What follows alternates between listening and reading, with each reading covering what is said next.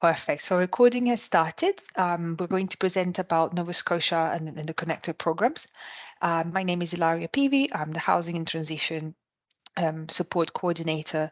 As I said, the session has been recorded, so we'll make sure it's available to everyone, and all microphones and cameras have been turned off for the presentation, so please use the chat and I will read the questions as they come along or at the end of the presentation. So Alida, the floor is yours, and everybody else, I'm going to turn off my mic and my camera and just let you present. Thank you so much for coming here.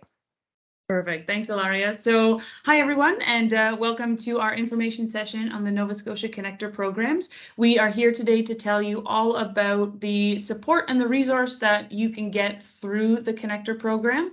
And every single Connector program across the province is going to be talking to you today about their program specifically, about the area of the province they're from, and about the opportunities that await you in that area. So this really is about the Connector program, but then it's also a little bit of a chance for all of the communities to pitch their own place to you for you to consider, settling afterwards or looking for employment in those areas. So we'll jump right in and say welcome and say thanks so much for being here today or watching the recording. So the Connector program is an award-winning program that is a very simple yet highly effective networking program. And what it does is works with newcomers to the community, whether that be international students, newcomers from other countries, people from outside of the province, but also from Canada, anyone that is in a community that looks at the community and goes, I don't know where to start, what do I do here? We call them connectees.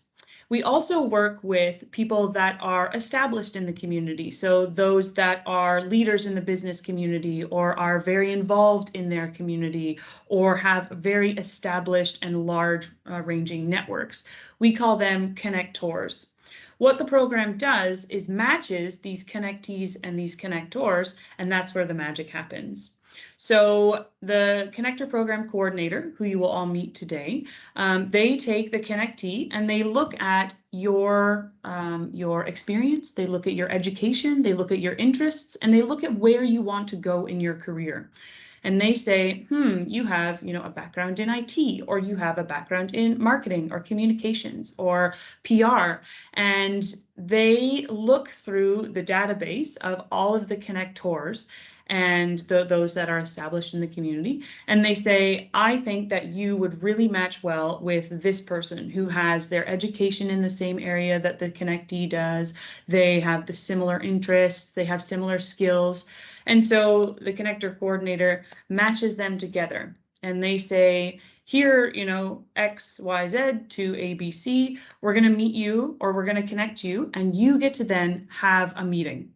And you get to talk to your connector and ask any sort of question you want. What's the industry look like in, Truro or in Sydney or in Port Hawkesbury?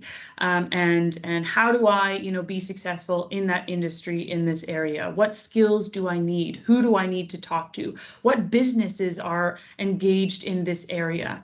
And the connector answers all of those questions and helps you understand the lay of the land when it comes to your industry in that particular area. Then what the connector does is they ask you questions about, what are your interests? Where do you see yourself working in 5 years? What do you want to do? And they will then refer you on to 3 other people. So that's an automatic part of the connector program.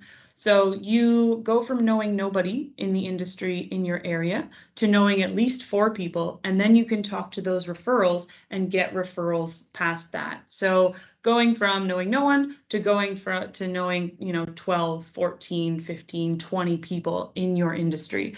It's really helpful. It helps you get a foothold, I guess, in the area, and, helps you make those connections that will give opportunity to you. Will say, this job is coming up, I think you should apply, or have you heard about this business? They're looking for someone, or just also, come over to my house for dinner. Maybe that happens.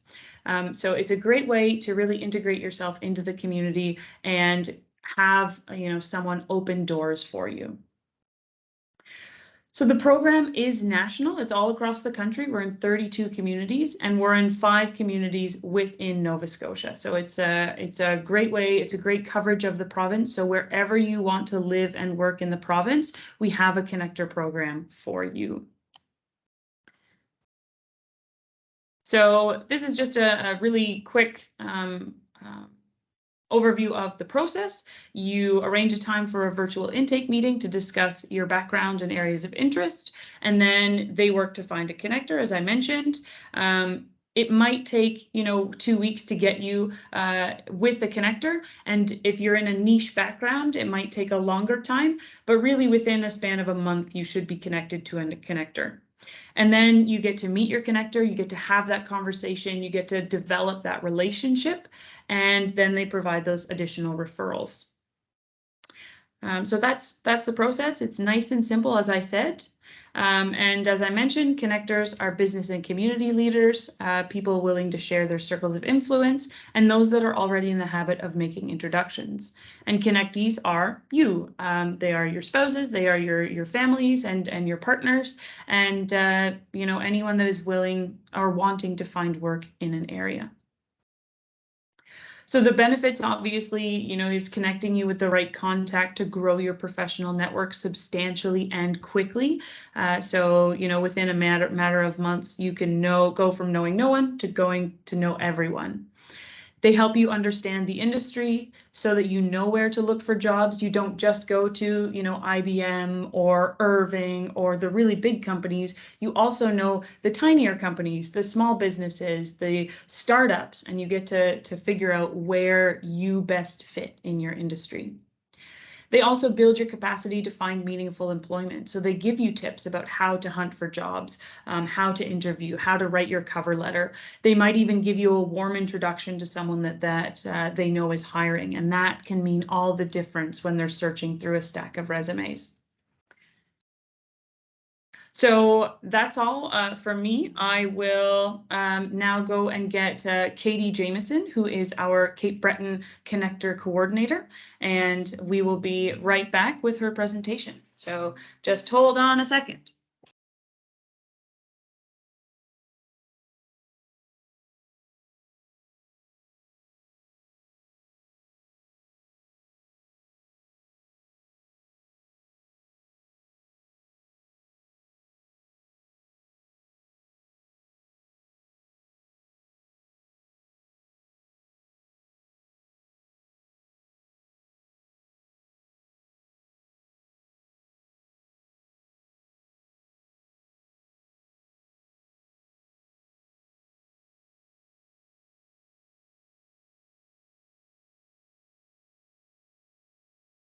Hello, everyone. My name is Katie Jameson, and I'm the coordinator for the Cape Breton Connector program, which is obviously in Cape Breton-Unama'ki. So Unama'ki, it means land of fog in Mi'kmaq, as Cape Breton is one of the 7 ancestral and unceded territories of the Mi'kmaq people. It's joined to the mainland by the causeway, which is seen in the picture here. So basically, anytime you step foot off the causeway, you are now in the Cape Breton Connector program territory, which consists of Inverness County, Victoria County, Richmond County, the town of Port Hawkesbury, and the Cape Breton Regional Municipality. The 2 urban hubs on the island are the town of Port Hawkesbury and the CBRM, which encompasses Sydney, North Sydney, Glace Bay, and New Waterford. So that is the more urban area, specifically Sydney. So why live or move to Cape Breton-Unama'ki? So not to brag, but we were voted the #1 island in Canada for the 5th year in a row. Sorry to my colleagues in PEI, didn't make the cut. We are also ranked 18th out of 166 most attractive communities in Canada. Sydney is. Shetty Camp is 63rd, and Inverness is 122nd on the list. So we have quite a few communities that rank really highly, and that was based on affordable living, affordable housing, income, and job prospects. We have a rich history and culture, including 5 Mi'kmaq communities, 4 Acadian communities that reach history back over 400 years, and an incredibly rich Gaelic culture that has been giving back even to Scotland. So that includes a lot of dancing, music, the Celtic Colours Festival, which is world-renowned, as well as the Gaelic College, which is located in St. Anne's. It's a diverse and welcoming communities that range across the island. There are many immigrants that have chosen Cape Breton, so we have a rich and diverse culture that is accepting and open to everybody. Safe communities, often small communities that are very tight-knit and welcoming. Low cost of living, as I said before. We have the lowest cost of living in Nova Scotia. Employment opportunities, population on the island is growing, so there is a significant increase in employment opportunities in all industries, but particularly looking at tech, there seems to be a lot of growth there as well. There's breathtaking scenery and nature. It's home of the Cabot Trail, which I'm sure many of you have heard of, including the Skyline Trail. But there's also many other wonderful trails that you can get acquainted with, as well as some beaches. The waters on the western side of the island are actually the warmest north of the tropics. So the water reaches upwards of 25 degrees in the summer. So it's quite warm. Places to go and things to see. So there's 4 historic sites on the island, including the Fortress of Louisbourg, which is a wonderful historic site that is active during the summer and fall months, where you can do walking tours and see people in historic dress. There's also a lot of performing arts. Like I had mentioned, the festival, Celtic Colours, is really big and happening in the next couple weeks here. And there are several performing arts centers across the island that range from anything from music to drama to interpretive dance, all sorts of performing arts. Recreational activities, hiking, boating activities, kayaking, canoeing, looking for waterfalls, all types of things like that. We also have world-renowned golf courses that are ranked #1 in the world currently in Inverness at Cabot Cliffs, as well as Cabot Links, which isn't far behind. And festivals are continually happening across the island, particularly in the summer months. So there's always something to see and do. Welcome Cape Breton, if you happen to be around on the 22nd of October, is happening in Sydney and is a wonderful event to attend if you have the chance. There's culinary activities, so there's always lots of food, as Cape Bretoners like our food. Like I said, there's lots of beautiful scenery. In the top left, I believe, you'll see the Big Fiddle, which is in Sydney. You'll see some ports, the Celtic Lodge. We have one of the deepest ports for boats to enter, so there's lots of sea traffic that you can witness, as well as lots of hiking and beaches. The top employment industries currently in Cape Breton are transportation, seafood and aquaculture, and agri-food. Renewable energy, tourism, technology and innovation seems to be one of the bigger growing industries. As I said before, advanced manufacturing, education and research, engineering and environmental services, as well as minerals. Although minerals, I will say, is probably on the downturn as most of the coal mining production has ceased. So Cape Breton-Unama'ki is your home away from home. And we welcome you to ask questions if you have them. Thank you so much for the presentation. I was just behind the scenes, but no questions right now. But I'm sure that there will be no questions specifically about this, but I have a few, and then I'll probably ask them at the end of the presentation. Thanks. Perfect. Thank you.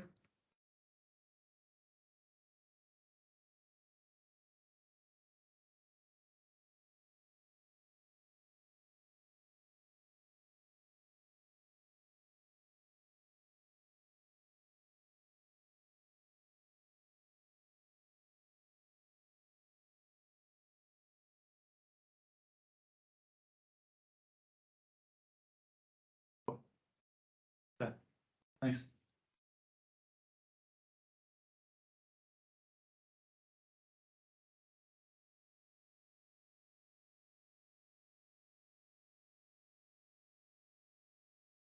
Hello, so my name is Kyle Walsh.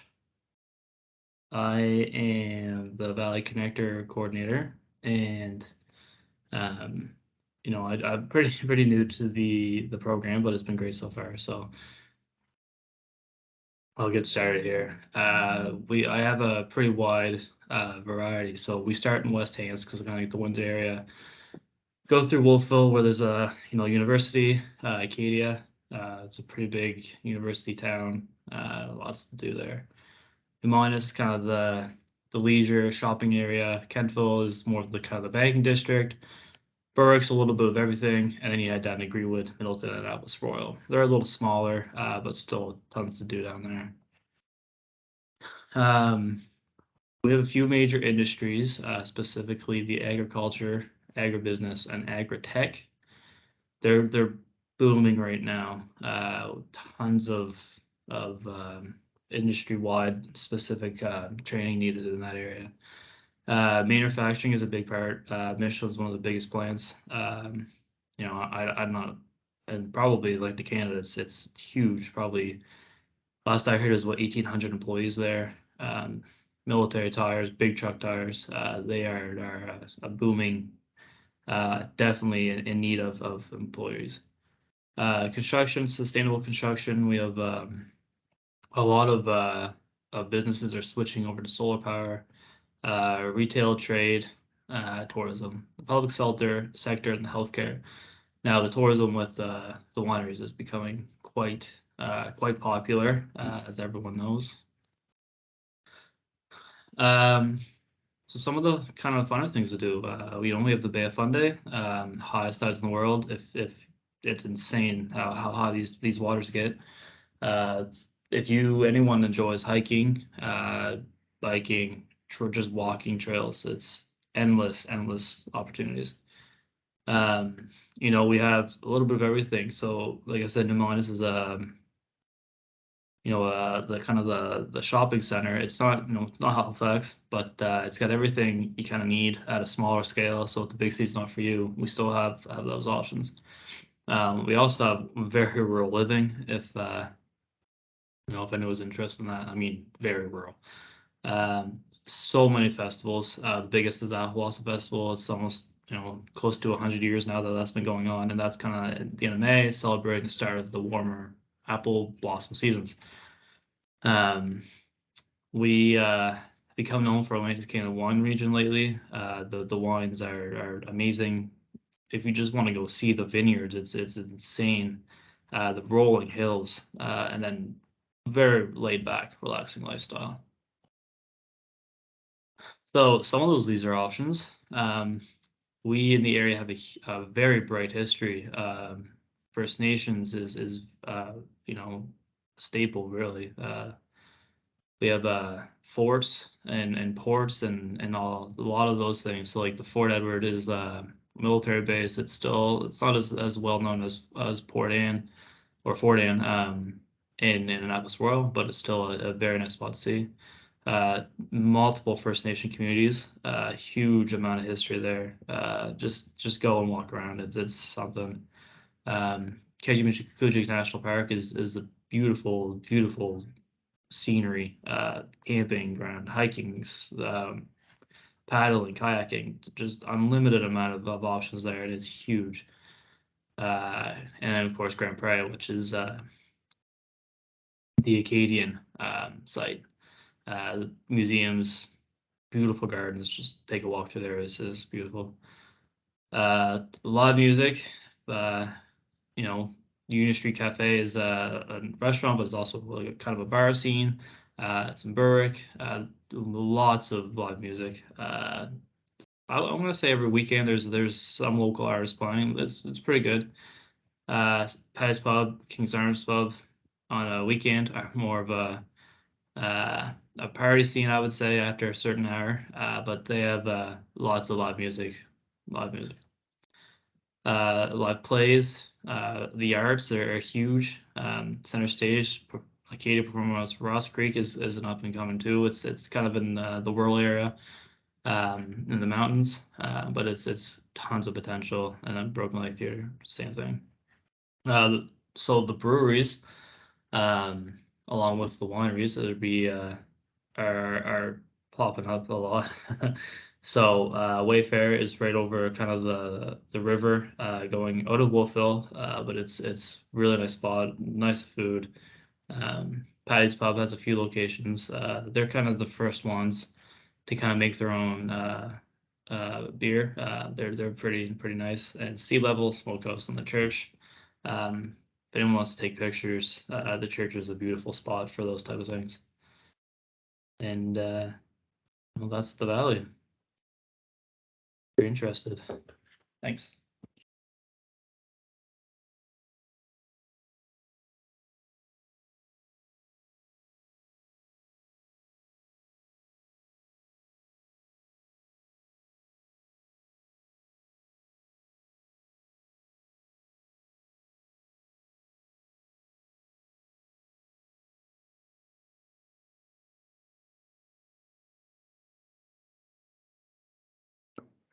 Time to sit down and start.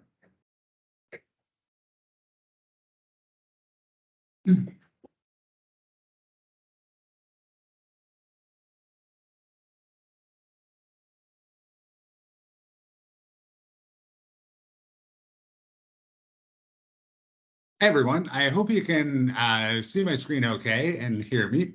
My name is Nathan Laird. I work with the Halifax Partnership and I manage the Connector program for the Halifax Regional Municipality. So I'm just going to quickly walk you through a little bit about what we do. Okay.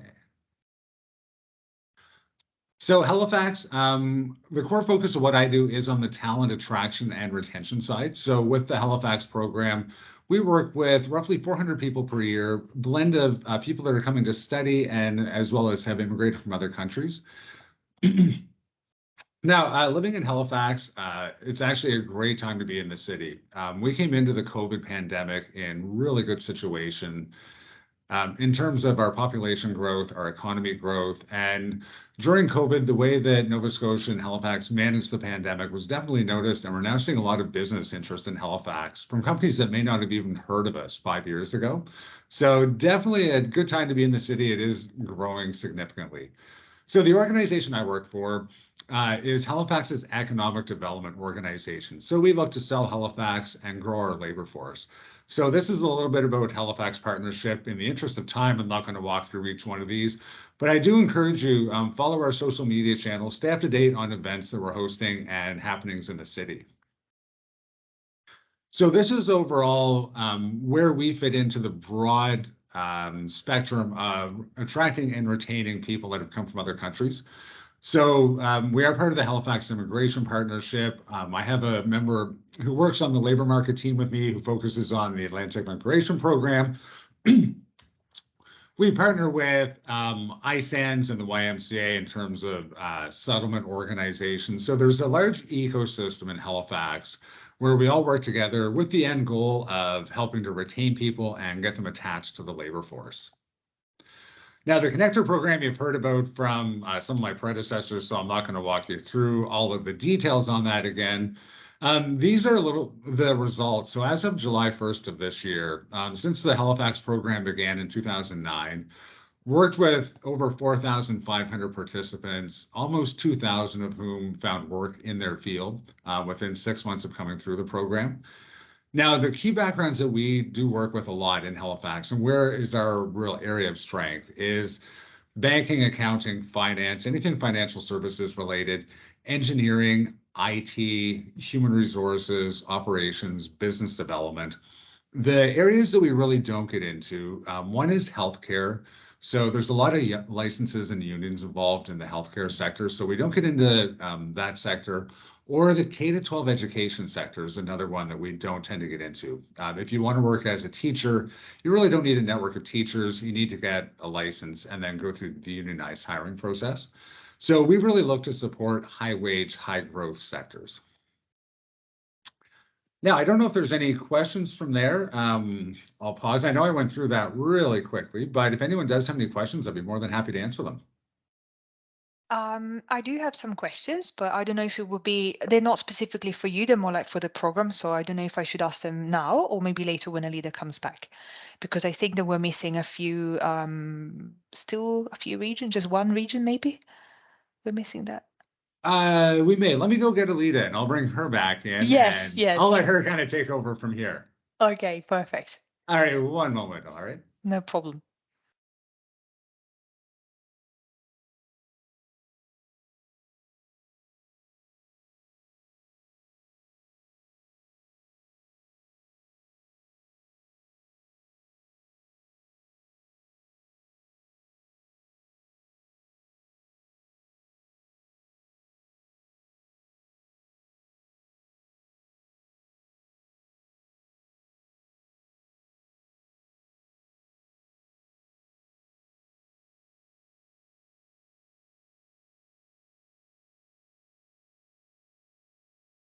Hi, everyone. Sorry, we're just getting the presentation back.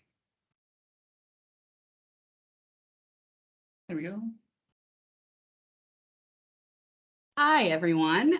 So my name is Miranda McLean, and I'm the Connector Program Manager for the Western Region, for the Western Region Regional Enterprise Network. So my region includes Digby, Clare, Yarmouth, Argyll, and Barrington, some quite rural areas and some more urban areas as well. Like the other connected programs, my program focuses on matching individuals looking for work with the business and community leaders in their field for one-on-one informal meetings. My program is a bit different than others, as while I do work with newcomers and post-secondary grads, I also work with skilled underemployed locals. So some key employment sectors in our area. So one of the large employment sectors, much like the rest of the province and probably the rest of Canada, is the healthcare section. So there is the, I want to unpack that just a little bit because we need doctors, we need CCAs, but there's also a lot of other different jobs and employment in the healthcare sector that I think sometimes we forget about. So one of the larger fields could be as using support workers for adults with disabilities or people with disabilities or children. There's a large section of group homes or work environments that are working with individuals in the healthcare sector, which might not need the specific CCA degree or a specific type of degree. They just want some experience or some education. So that's a whole sector that a lot of people don't think about. The other one in our areas is skilled trades. So carpentry, electrician, plumber, but also the fishing sector is a big one. So this includes boat building. This includes fish plants. This includes working on the boats themselves. So there's a lot of different opportunities. And right now, because everyone is looking for employees, it can be a good time to tap into these sectors that we might not think about. The other one is the financial industry. So there's CPAs, there's people looking for bookkeepers, there's admin, lots of different opportunities there. Education, early childhood, we're looking for teachers and also for substitute teachers, TAs as well. And what I mean by TA, is teachers' assistants. And there's a huge demand right now for early childhood education. So we're looking, a lot of daycares are looking for staff, and also a lot of people are doing at-home daycares licensed themselves. So those are some pretty big opportunities too. Also, we have huge tourism sectors. So some places will stay open year round and some places are more seasonal too. So we have lots of hotels, restaurants, accommodations, different things and like that in our area. So why work in the Western region? So there are sorry, I'm a bit nervous today, but the organizations are very employee driven. So a lot of times, because they're smaller organization or smaller branch, management gets to know people, leadership gets to know the employees themselves. And so they seem to be a lot of dedication and individualized planning for employees. There's less job competition. Sometimes we think, oh, well, is there as many jobs in rural areas? But I think there are, and there's less job competition. So you're more likely to get the position than it may be if you're competing in a bigger city. A lot of organizations promote from within as well. So a lot of our organizations will work with their current employees. So if you start at an organization or a business and there's a promotion, a lot of places will make sure that they offer these promotions to the employees that work for them first. A lot of organizations are very supportive of immigration. They understand we have a lot of AIP designations. A lot of people really understand the process and are really supportive of it too. So that's also a really good plus for us. The picture actually is someone in the AIP program that got hired on and eventually got their permanent residency. So also we boast the shortest commute So an average of 9.8 seconds, my goodness, 9.8 minutes of a commute. So that is some of our big ones. Businesses and organizations are much like the people. We're very resilient. So businesses are often innovative when they're recruiting and retaining employees. They might have a little bit more flexibility. They might have different perks, hybrid options. Really try for a team atmosphere. So why live in the Western region? So beautiful sceneries. We live right on the ocean for most of the regions. So ocean views are prominent. We have some of the most beautiful beaches and some great lakes as well. And a lot of lighthouses. So lots of beautiful. We have town hubs and other rural areas. So Yarmouth is bigger with a mall and a movie theater. And also like the community I live in is Digby, and we're a bit smaller. And then you have, lots of different in between. So all of our communities are very friendly and small knit. So even the larger communities, you're not just part of a town, you're part of the community. You know your neighbors, you know your communities. So people come together for fundraisers, for events. Things happen, frequently. Throughout the summer, there's multiple different festivals. There's Scallop Days in Digby. There's Lobster Bash. There's lots of different festivals all across the region to show and get communities to work together. Also a slower pace of life. We're less busy. So for example, if you're going to a beach, many times you're going to be the only one there, or there's only a few people. You don't have long lines. The longest line you're going to get is Tim Hortons. So you're able to kind of breathe a little bit easier than you are in the city, in my opinion. Now I'm from a small town, so that's it. So yeah, so a smaller pace of life. You really get to know the people and know the places. Swim lessons. It's you get your kids in swim lessons. We have family centers. We have all of the things that larger cities have, but with more able to connect with one another. And that's it Thank for you so me. much. Yeah. Thank you. Yeah, Great. so I just have a few questions, but they're not specific for the Western Regional Enterprise Network, so I'll Sure. keep them in for the end if it's okay. Okay, of course. Is there still a presenter, I guess, for one of the regions? Or... Yeah, I believe so. Let me go grab Alita. Perfect, thanks.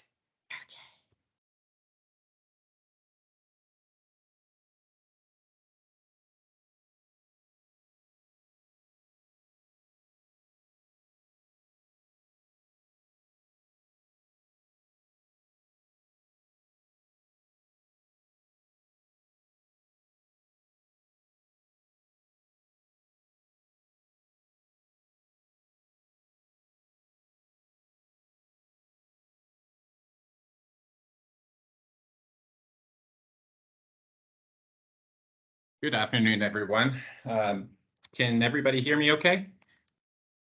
Yes, absolutely. Perfect. Well, thank you guys very much for being with me today. My name is Matthew Bergen, and I manage the Northern Connector program, which is a collaborative initiative of the three organizations there you see at the bottom. So I work for the Truro-Colchester Partnership for Economic Prosperity, which we are located in Truro-Colchester, which is just right outside of HRM. I also work for the Cumberland Business Connector, which we are the neighboring community right next to Truro-Colchester. So we encompass everything from Cumberland County to Amherst County. And then I also work for the Pictou County Partnership, which is going out towards the Cape Breton Way, anywhere from Mount Tom to Antigonish that way.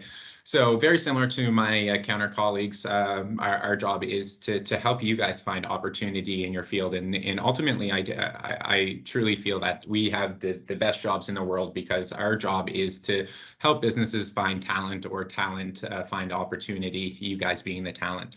So a little bit about the Northern Connector program. So as I mentioned, we're a unique program, and we are located in 4 or 3 different communities. So geographically, it's a great resource to not only just connect with industry opportunities in one community, but if you are looking at neighboring communities as well, community connections, it's a great opportunity to put roots and build connections in our community. A little bit about the performance and success, which I'm sure Alita talked about earlier on. So as I mentioned, our primary focus is to help job seekers, people such as yourselves, connect with industry leaders to help grow professional networks. Ultimately, this will just increase your likelihood of finding meaningful employment in your field. So as I mentioned, we support Pictou, Cumberland, and Colchester counties by connecting talent with our business community. One of the other things that we heavily focus on is working in collaboration with our community. So we have some of the best community partners that start up the Chamber of Commerce to nonprofits such as Nova Scotia Works, iSANS, Y-Reach. So any international students who are looking at putting down roots in our community, these are great resources for you to connect with. In Truro Colchester, we also have this cool initiative that we just launched. It's called the Truro Colchester Welcome Network. And whether you're from Stellarton, which is just a neighboring community, or Singapore, this initiative is meant for you. This initiative will not only just help connect you to community resources, but it will help build connections for you in the community and make you feel a part of the community as well. So some of our priorities are focus in Cumberland County. We have a very heavily populated forestry sector. So a lot of employers and that are focused on forestry.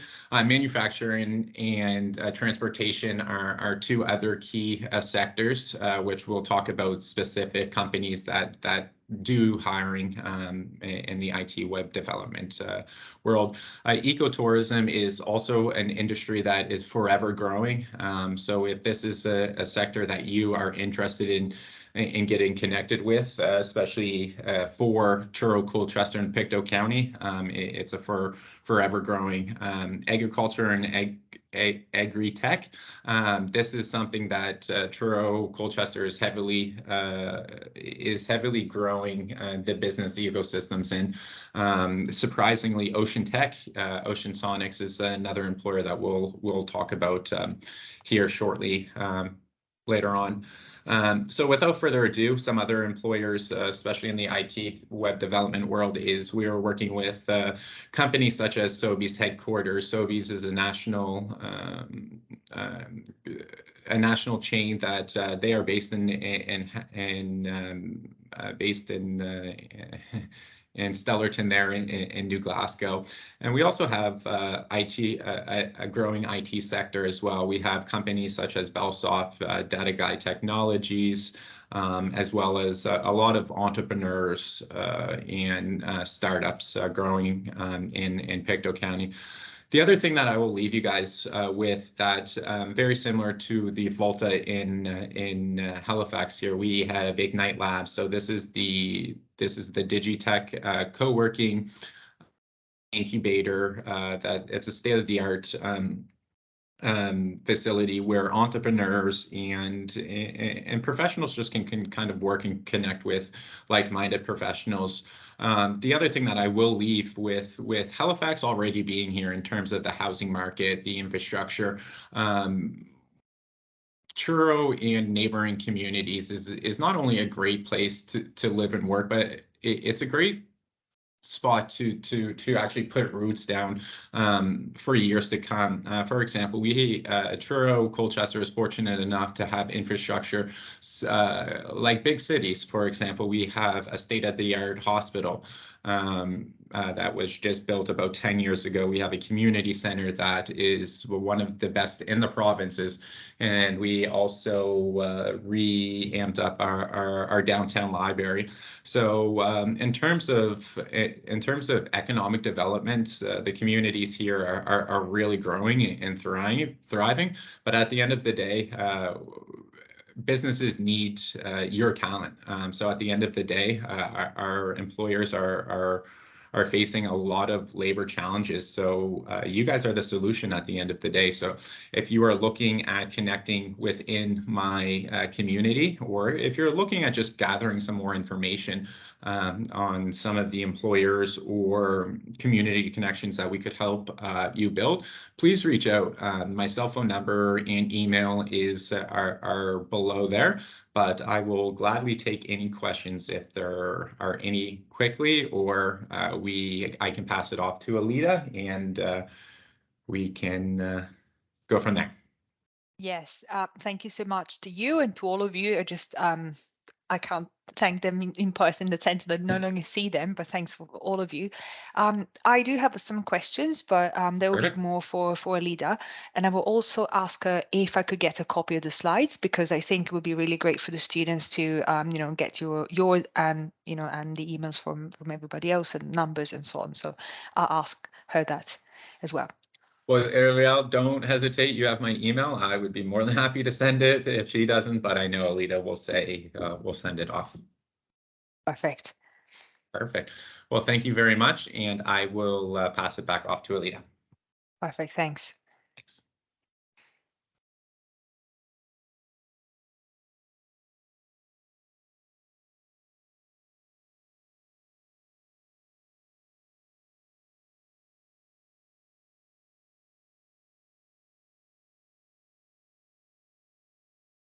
All right, everyone, there we are. That was the end.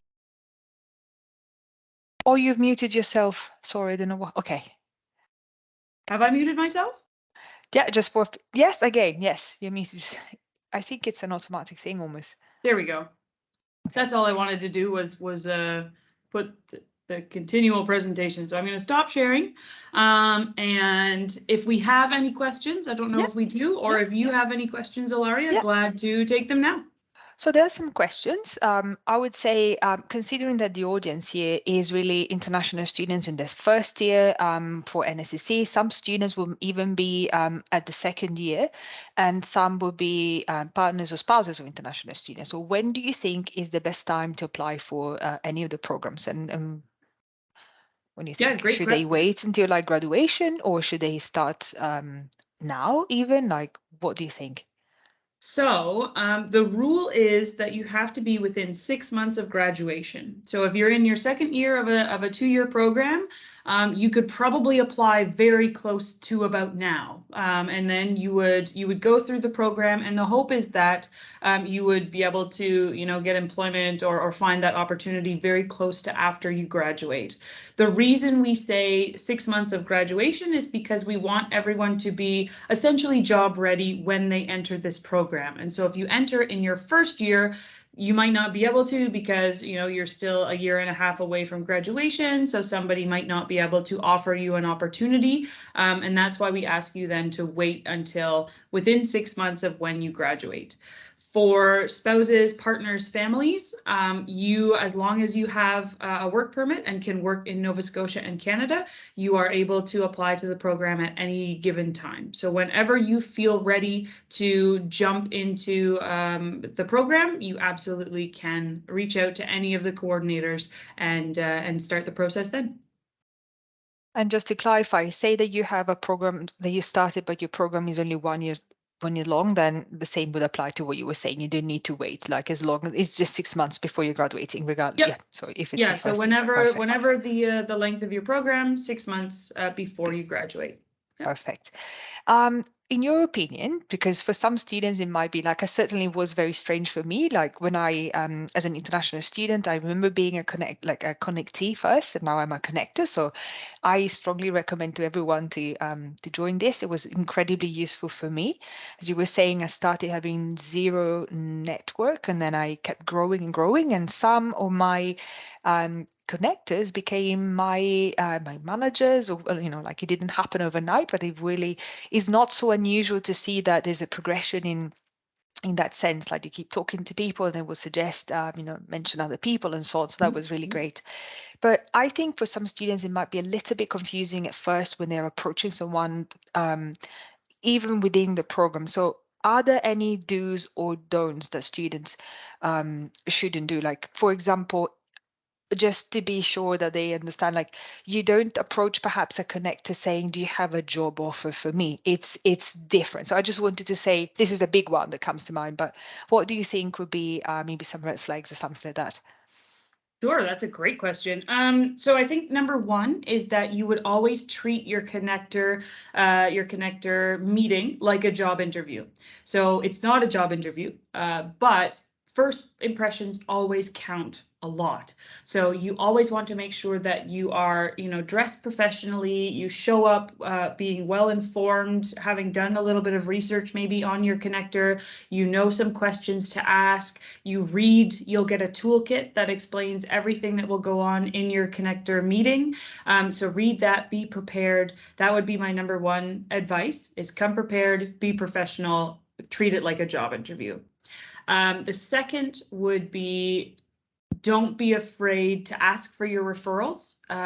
The connector knows that you're going to ask, and if you don't ask, they will tell you, I'm going to give you 3 referrals. That's the beauty of the program, is it takes that little bit of awkwardness away. But then, at the same time, don't be afraid to ask. Make sure that you do put that forward. Make sure that you say that you love to make new connections, that you want to expand your network, that you want to meet people, and they will be more than willing to, open their address book for you. Number 3, yes, would be, I'm reiterating, don't ask for a job. It makes it from a nice, professional networking opportunity to one that's more expective, or like you put an expectation then, and that makes that relationship then a little bit odd, a little bit uncomfortable. So lots of people do find employment out of this program, but it is not an expectation of the program. So you shouldn't go in there saying, I'm going to be a connectee, so I'm going to get a job. That's not actually how it works. If you get a job, it's a nice bonus, but it's not, if you don't, it doesn't mean that you haven't done the program properly. So don't put that expectation on yourself, and don't put it on your connector. Yeah, I think that would be it. I think go in with an open mind and be ready to receive ideas, criticisms, not criticisms, but constructive thoughts from your connector, and be open to the ideas that they might, give you. So if you're in software engineering or IT or something, be open to, oh, have you tried or have you thought about this career that might be different from what you had set out, in this path that you have for yourself. Be open to that idea, because you never know where that door is going to lead. You never know what that might look like. I myself had a very narrow vision of what, my career was going to look like, and it's gone everywhere around that expectation.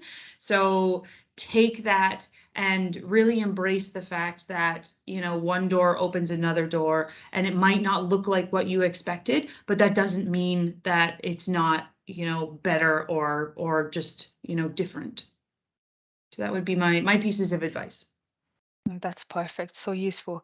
Maybe the last question, could you like, I know that for some students, I know we have career services and definitely at NSCC. So if they were to show up with a resume or cover letter, they will receive some feedback. But do you think it would be appropriate, even during a first meeting, to show up with a cover letter and resume and ask for any feedback from a person in the field? Because many students will be coming from different countries with a lot of experience, but just resume and cover letters, or at least just a resume. The cover letter is something else that you do. It's something else, but like a master template of your resume, that may be some feedback from someone who's been hiring people for years or has been working in an industry for years. Would be really nice to get the feedback and say, yes, it would be a good resume, or the content is very good, but it needs to be structured this way or that way. Do you think it would be appropriate?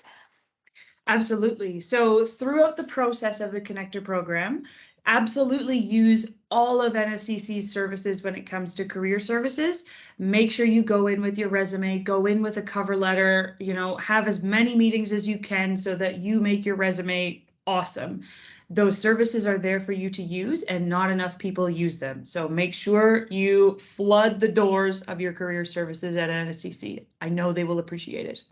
Second, when you apply for the connector program, the connector program coordinator, before they match you with a connector, will go through your resume as well. So they'll give you extra tips on, you might want to, check this formatting or add this, or make sure you put this in, or, they'll give you suggestions and feedback and thoughts. So that's another place where you can get feedback on your resume and your cover letter as well. And then I would say absolutely take your resume and cover letter, resume, into the connector meeting and say, this is what I have, what do you think? Your connector will receive a copy of your resume, and that's how they know whether they want to accept your connection or not. So they will have already seen it. So that means, they'll have a good idea maybe already of what to say as far as tips and tricks. So yeah, absolutely bringing one and asking them for feedback. That's what that meeting is for. You are learning from them and taking all of that knowledge. So absolutely feel absolutely comfortable. Sorry, that was a lot of absolutes. Asking those questions and getting that information, because that's what you want to do. Last question, because we've only got 5 minutes. Are there any in-person events or virtual events that, say I'm a student in Truro and I really want to be part of the program, but I really want to, in addition to the connectors or the connections I'm making, I really want to go to job fairs or something organized by the connector. So is there anything that happens during the year, and do I already need to be part of the program, or can I just look up on social media and be like, oh, I'm not a connectee at the moment, but the connector program is organizing something, I'd like to go and check things out? Yeah, so all of our communities will have in-person and virtual events this year. They are really starting to ramp up, and they are very excited to get things going again. So absolutely, email your connector program coordinator, or follow them on social media, and you'll be able to see what they're up to and when those events happen. I know that in Halifax, there's at least a couple of events that are connectee invite only. So if you become a connectee, you will have you will be able to engage with a couple of events that we do not make public. So in that case, yes, you would need to be a connectee, but a lot of networking events, a lot of in-person events, a lot of virtual events happen across the province that aren't necessarily connectee only. So you can certainly use them if you don't choose to be part of the program, but there are a couple that you will get if you are part of the program. Perfect. I think you've all been wonderful, fantastic. I am just going to stop the recording before I forget, and then the meeting goes on and on and on. So